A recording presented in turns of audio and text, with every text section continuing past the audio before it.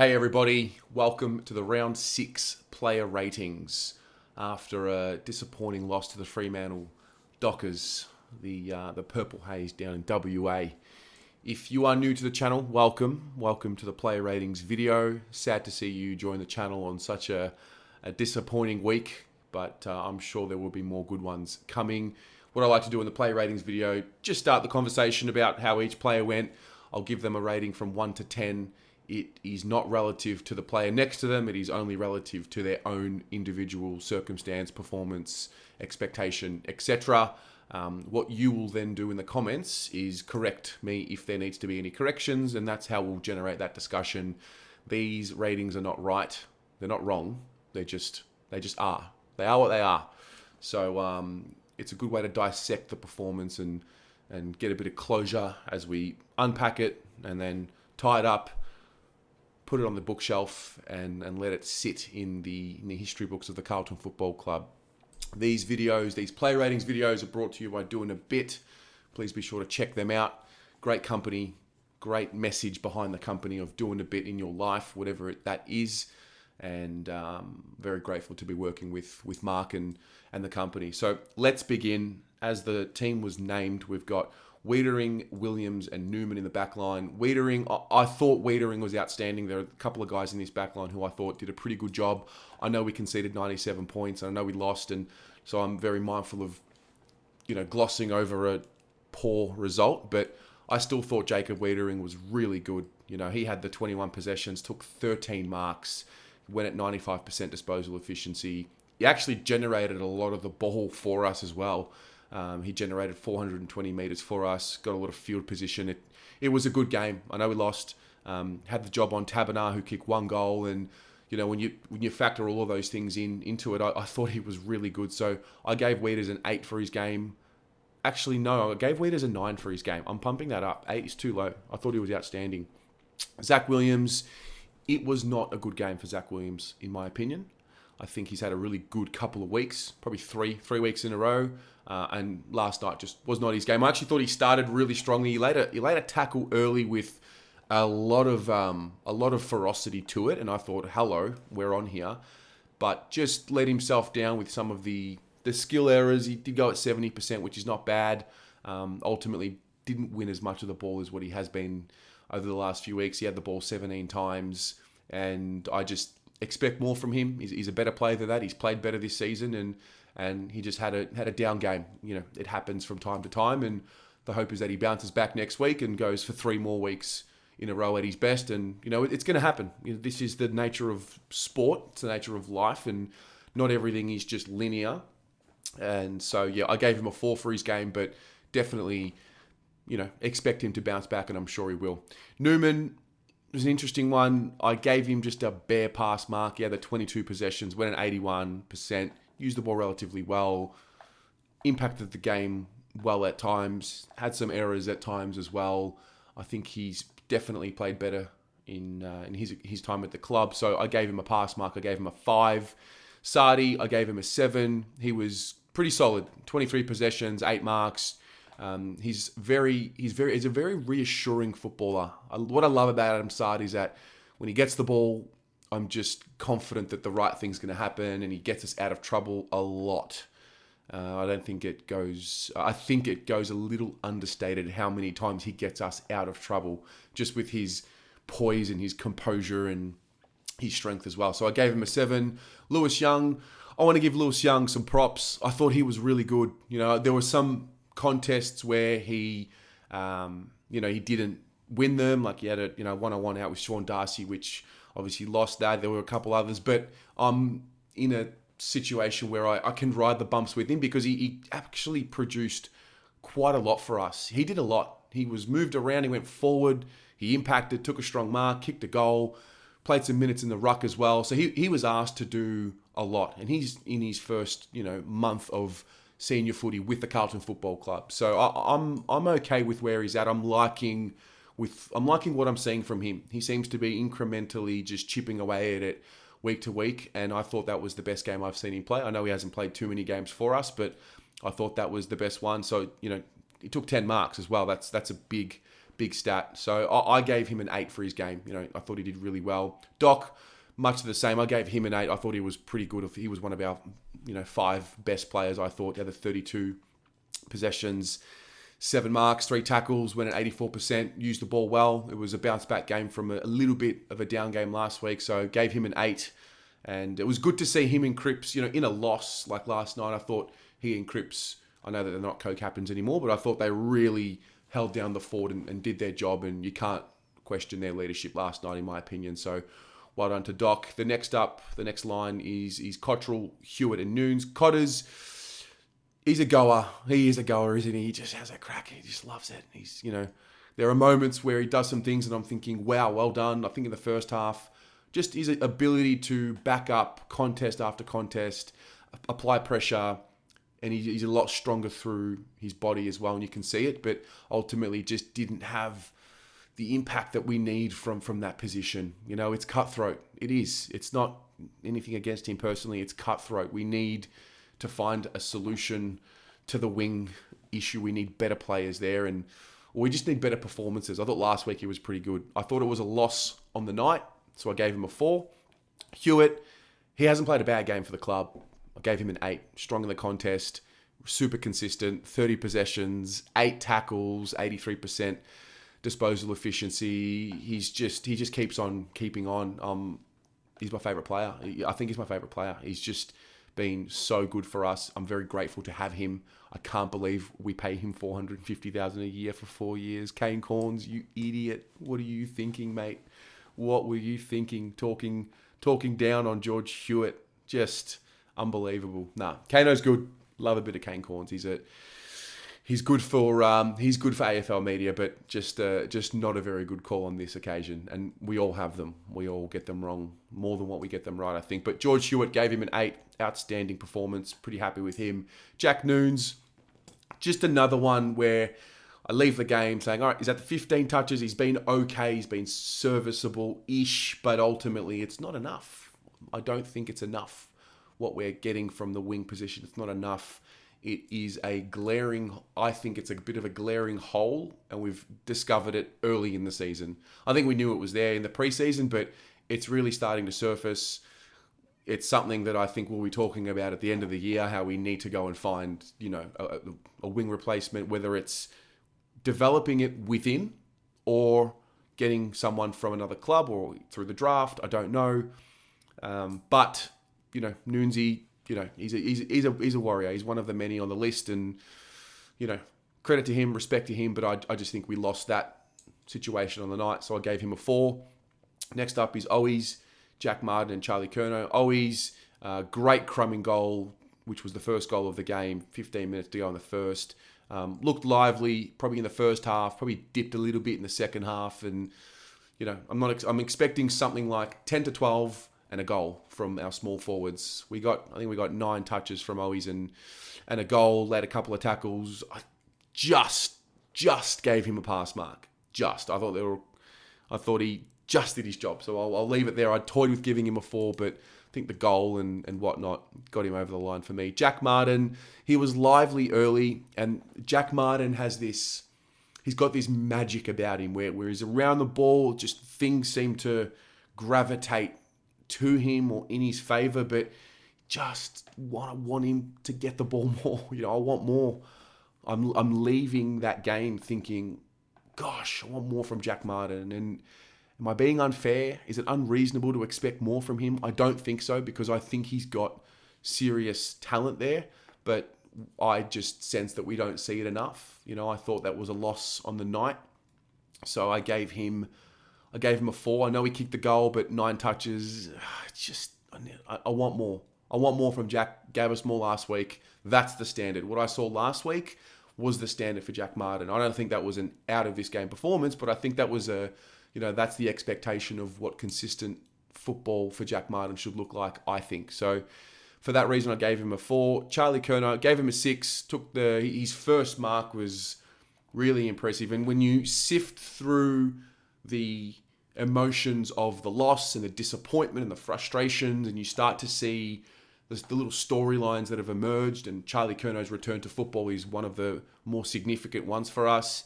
he's starting to jump over people. He's starting to take some pack marks now. It's starting to really come together. And I know we're losing, and I know I don't want to, I'm just mindful of glossing over a loss, but sometimes there are storylines within, the confines of an entire year that you got to look at. And I think we're getting a real positive influence and a positive direction from Charlie's rehabilitation from his severe injuries. And I'm grateful for that. I'm happy for him, and kicked the 2. I gave him a 6. I thought he did his job in the end. Would love to see him get a bit more of the ball, but nonetheless, gave him a 6. Next up was Fisher, Mackay, and De Koning. Zach. Oh, Zach. Why? Zach, why? He played so well last week, and I just think he just didn't... It just was one of those games. Nothing seemed to happen for him. Didn't seem as willing to be in the contested side of the game as what he was last week. I thought last week was one of the best games I've seen him play from a real toughness point of view, and I thought last night just let himself down a little bit. Had laid the 3 tackles, had the 9 touches, the 4 marks. I just didn't think it was a good performance from what I know he's capable of, and it was just disappointing to see him reach some heights last week and the very next week sort of come back to a really low standard for what he's capable of. So for that reason, I gave him a 2 for his game. Harry battled. I gave him a 4 for his game. 3 possessions, kicked a goal, but he seemed to hurt himself. I don't know what it was. I think it was a corky in the end. They're nasty. They're very, very nasty. He battled on, he played on, and I am mindful of being a bit harsh on that, but ultimately we just didn't get what we needed to from him. I know his instruction after the injury was probably just to bring the ball to ground and provide a contest, and he was able to do that. So I do want to give him some kudos there, but ultimately I think it was a loss on the night. So for that reason, I gave him a 4.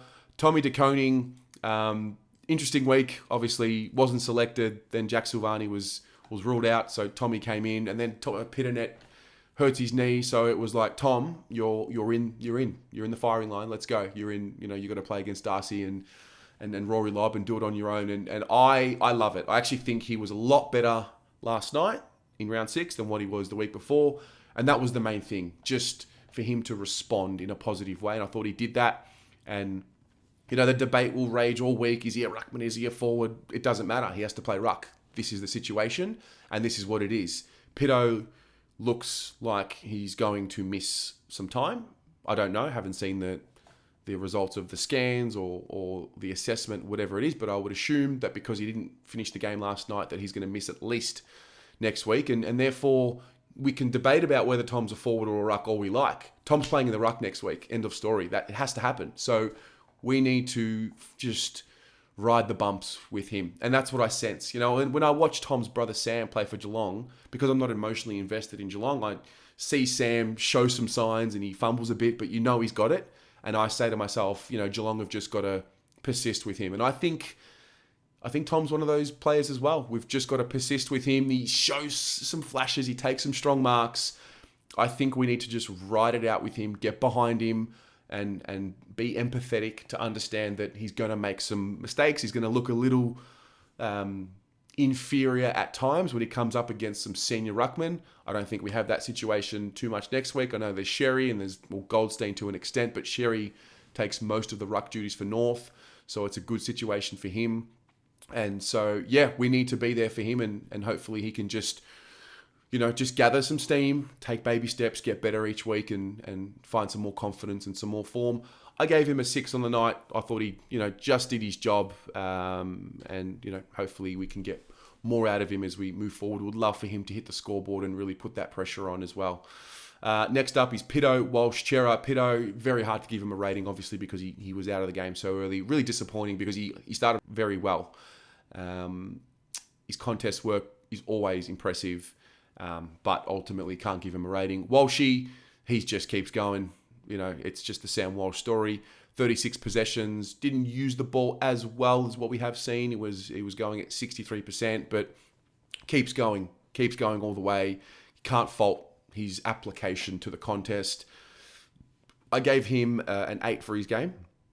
Chera, I want to give him some serious kudos because it's tough. And I've watched enough footy now to know that for the most part, when players come back to play their old side, whether they've left for whatever reason, there's a bit of, there's some emotions and it can be hard to focus. And, he got booed all night and, that's fine. Good on him. Well done to Freo for booing him and getting around it, creating that atmosphere and making it uncomfortable for him. But it didn't seem to faze him. And I think that's a really good test for later on down the track in the next few years when we play, some serious finals and when the pressure's on and how he handles that. I thought he handled it really well. I thought he was super professional in the manner in which he conducted himself and got the job done, prepared himself well, 32 possessions, 17 contested, went at 81% disposal efficiency, laid the 5 tackles. What do you want? He played well. He played really well. I thought that was probably his best game so far for the year. So I gave him a 9 for his game. Next up was Cripps, Durden, Parks and Setterfield. Cripper, I don't know how I don't give him a 10. I know he lost and there's all of that and I don't want to gloss over it, but the skipper did nothing wrong last night. 32, 3 goals, 5 tackles, 81% disposal efficiency, 19 of his 32 were contested, 8 clearances, just, obviously missing a week. The goal kicking was on. He did everything he could to inspire the team. That's the only way I can explain what I felt from Patrick Cripps in this game. He did everything he could to will us over the line and get us going. And unfortunately, we just weren't able to find the lift from the rest of the group. There were a couple that were there with him in the midfield, but it just didn't happen for the rest of the group. So I gave him a 10. He looks good. Oh my God, he looks so good. He looks so fucking good. That spin move, he had that passage of play for that 5 minutes where every time he went around the ball, he was just too strong. I think there was a moment where he shrugged off Sean Darcy like, mate, get that man in a grand final. That's all I have to say. I need to see Patrick Cripps in a grand final. He's a special one. And I think he's just taking over that mantle as taking it back, that Carlton's best player label. I think he's just taken that back already. So well done to Cripper. Durds, I gave him a 4, just struggled to get into the contest. He wasn't alone. There were a lot of them there. The pressure's always there. He applies himself and the effort's there. But ultimately would love to see him just get a little bit more involved in the contest. I think we've seen what his best looks like this year. I think round 1 was, kind of what his best looks like at this point in his career. And I think round 6 was just some way away from that. So I gave him a 4 for his game. Parksy, I gave him a 4 for his game as well. He tries, he's there, he gives the effort. There were a few contests where he was super desperate and reassured, and it was good to see and pleasing. But ultimately, I just sensed that it was a loss on the night. So I gave him a 4, but I do want to persist with him. I don't want him dropped. I know that sounds strange, but I think he's really elevated from what I saw last year. Even when he's got the ball in hand, I think he's really improved in that regard. So I want us to really persist with him personally. That's just my opinion. Setters, not a good game from Setters. Not good. Gave him some love before. He played his 50th game, and he's been a guy who I sense some angst amongst the fan base. It's really tough. Obviously I run all the accounts on the socials and on Instagram. It can be really uncomfortable at times when you post about a player and their family are following and you see some comments that are just not needed, or I get frustration from fans, and it's a real slippery slope. I would just ask us to be mindful that these players have families that follow the page and follow the channel, and that's something I try and do myself first. So I'm not here to virtue signal. That's something I'm trying to do within myself first. Assess games and still show some respect. Will has played many better games than that one. Seems to not have the poise and composure that I know is in there. I know it's there. It just, something is not right at the moment, I sense, with him. I'm not sure what it is. Confidence, the role, is it not clear to him? Is he not fully invested in what's going on? Has he got a niggle? There's a lot of questions that I don't have answers to, but ultimately I didn't think that was anywhere near what Will Setterfield is capable of doing as a footballer. So I gave him a 2 for his game, and I hope that, he goes away and works on it and figures it out and we get better production, because I know he's got more to offer than what he did in round 6. And then there was a sub, Jordan Boyd. I thought his first 10 minutes, I was like, wow, he doesn't look out of sorts at all. And that was really pleasing. I was really impressed with his first patch of the game as he came on as the sub.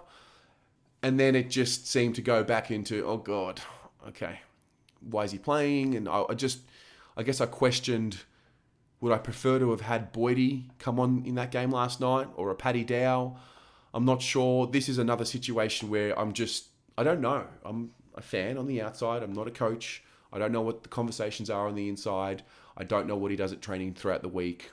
But I have faith that Michael Voss and that coaching staff know a lot more than what I know. But, so I'll put the faith there. But ultimately, I thought it was a loss on the night. So gave him a 4. That might be a little stiff. I don't know. That was what my intuition told me. So those are my ratings. You let me know what you think, how you saw these ratings, and if you think any should be changed, let me know, higher or lower, and let me know what you would have given X player, and we'll go from there. We'll move on pretty quickly, I think. We've got to respond next week. We've got North Melbourne, who we owe them one from last year, and we need to come with the right application, and we need to really get a solid performance in next week and respond. So I look forward to that. Look forward to chatting about these ratings with you, and we'll go from there.